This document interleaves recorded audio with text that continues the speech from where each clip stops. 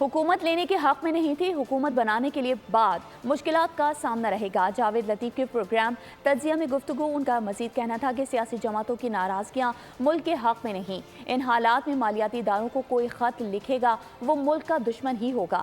دیگر ممالک کو ملکی معاملات میں مداخلت کا حق نہیں۔ صورت حکومت لینے کے حق میں نہیں تھے کیونکہ ہمارے پاس سادہ اکثریت نہیں۔ اگر سمپل میجورٹی نہ ہو تو یہ مسائل پہلے دن سے آخری دن تک رہتے ہیں، اور یہ یقیناً ہیں بھی اور رہیں گے بھی۔ اس سے نقصان ریاست کو ہوگا جو آپ کوٹ کر رہے ہیں مختلف جماعتوں کی ناراضگی کو۔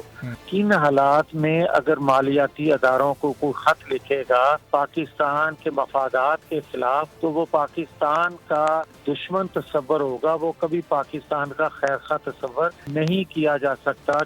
دوسرے ممالک کو ہمارے معاملات میں دخل اندازی کا کس نے حق دیا؟ سبسکرائب کریں اور بیل دبائیں تاکہ کوئی خبر رہ نہ جائے۔